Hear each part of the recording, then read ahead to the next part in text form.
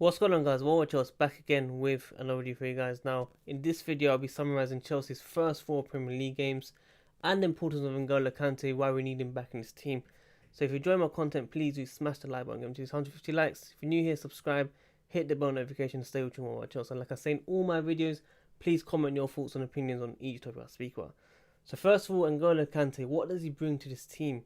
The tracking back, the high pressing, the interceptions, the last-ditch tackles. And obviously last season, he improved his overall game in scoring goals under Sarri. So, unfortunately, he's injured right now. I wish him really well and get well very soon. Hopefully, we get him back in the team as soon as possible. Why? If we look at the 4 games so far, we've conceded 9. We've scored 6, first of all. Also, only 5 points on the table. Yes, it is very early to judge in the season. However, we need to be very realistic and look at the bigger picture defensively. Offensively, we have been very good. Tammy Abraham, Mason Mount, the only 2 players to score for Chelsea Academy. Well done to them, proving us wrong so far. But the defensive work has to improve massively. We have not kept a clean sheet, guys. Are you guys not worried about this? I am really, really worried about this. And obviously, with Wolves coming up, Liverpool coming up, we need to tighten it up for sure. So, that is 2.25 goals conceded a game. Now, if you guys telling me you're not worried about that and to trust, the team and stuff, they are not helping Lampard out right now. But what is the problem? Let's summarise the 4 games. If you look at United, the first game. Now, I really felt we started strong. If if Tammy Abraham had scored that goal, hit the post, and if Emerson scored as well, it could have been a different game. However, 4 individual mistakes. There was problems left, right, centre. But what I want to speak about from this game was one of the goals from a throw-on. Yeah, they got out of the tight spaces, and Pogba was able just to hit that ball. Why is there so much space for these players? Why did we make United look like Barcelona? The United fans were giving it hard, saying that they're on top form now. They're going to be surprising a lot of teams so far, and then they lost to Palace. But this is what I mean. Chelsea tend to make these teams a lot bigger in terms of, get them a bit hyped, say that they're ready for the next challenge and stuff. But no, it's just Chelsea making opponents look very good. We can make any team look good, but it's because of us. Now, what I want to speak about is the space between the midfield and defence. I see it constantly every single game. We've seen it since pre-season. I don't need to tell you how many times we've seen it. We've been speaking about it in my previews, my reviews, and other YouTubers, of course, as well.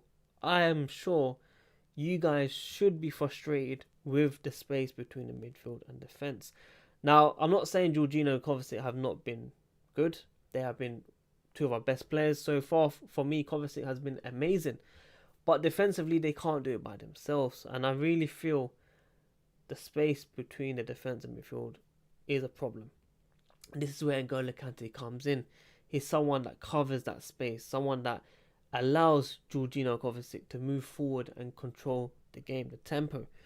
Now, when we move on to obviously Leicester after the Super Cup, Kante did play, and the error did come from a corner, so we can't really judge on that. But if we talk about the stamina, we were really tired. The mentality after the first goal Mason Mount had given us, we slowed down the game. It was really boring to watch, if I'm being honest. And we just looked so tired because obviously we didn't rotate the squad. We played 120 minutes in the Super Cup. Penalties, of course, we should have won that game. I feel like that was probably our best game. But, we looked really tired. Leicester could have won the game. Maddison, somehow he bottled it. He should have scored that goal where he hit it over the bar. But other than that, we didn't really see our defence as exposed. But I really felt in that game, teams with better quality would have definitely destroyed us there. So, we're going to move on to, of course, Norwich, our first win of the season for Lampard. Amazing to watch. Tammy Abraham, confidence, everything after everything he's been through. I'm happy about that. But when we look at the goals, now the one I want to speak about is a space that Norwich got for the assist to Pukki. Now, I really feel if N'Golo Kante was there, he would have been covering that off. I'm sure about that. But the positioning of Christensen not helping Zuma. Zuma obviously knows what's going to be happening, but he still fails to react very fast, and Pukki gets in, and Kepa with a very, very weak hand. We should have, basically cancelled that chance. There's no way on hell we should have allowed that, and Kepa should have saved that, if I'm being honest right now. But I really felt, if you saw the space between the Norwich assist, the midfield, to the defence, there was about that much space. Honestly, there was so much on that pitch that any of us could have given that through ball. We were asking for it. And the other goal, everyone was just ball watching. Christensen was taking out the game. Jorginho flying in. I don't know what was happening there, but Asby was isolated. He had to come back in the defence. They moved on to the left and cut it in, and boom, it's a goal. Why? Guys, I fail to understand why is this the case. Now, when we look at the final game that we just played, Sheffield United, I went to that game as well. 2-0 at half-time, fantastic. When we see 1-0, we're worried when we go to half-time because we haven't killed off the game or we haven't extended the lead. We got 2 goals, yeah. Now, what really annoys me is the mentality, the half-time team talk from whoever it is, whether it's Sarri, Lampard, whatever. But when they come out, what happens to this team? Why do they turn off? Within 5 minutes, we concede any game, basically, nowadays. But Sheffield United, no disrespect, they scored within a minute. They came out strong, yeah. Our defence was sleeping. Aspi, I'm sorry. I keep picking on you. Over the years, you've given us 100%, but the decline is not as bad as Ivanovic in his final year, but it's coming very slowly. He is being exposed so much.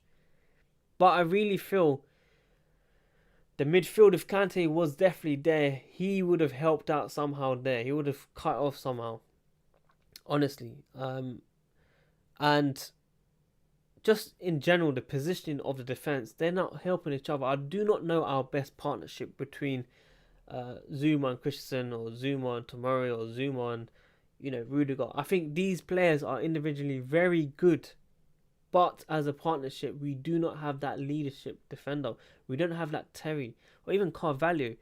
And yes, David Luiz has that little bit of leadership in him, even though he makes those mistakes. But we really do miss him in the short term. I don't think after this season we would have missed him. He would have been let go. But of course, just before the transfer window closed for us, we saw the play, and I really feel that affected the morale of the team.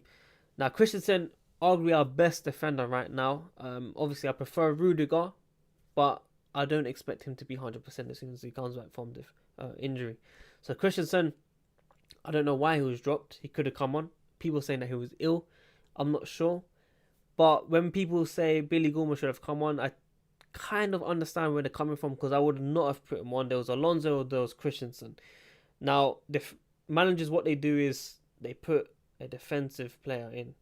Whether it's defender or midfielder, we put fire at the back. It's as simple as that. Billy Gilmour made no mistake. It was not his problem. Nothing. Literally nothing.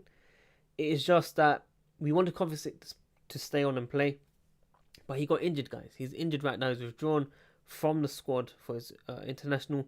So we kind of understand why Lampard made that move. But tactically, and the subs that he made, he got it wrong.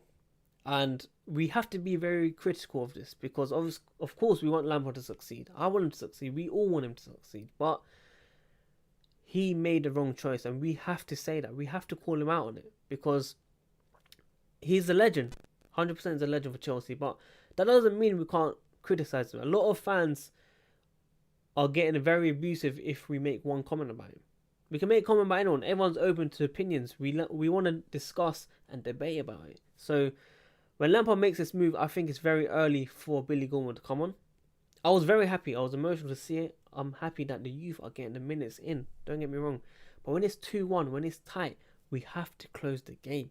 And this is something that we did not do. And yeah, people don't want Marcos Alonso to play, but I really feel if we had another man in defence, it could have been a different story, or Christensen.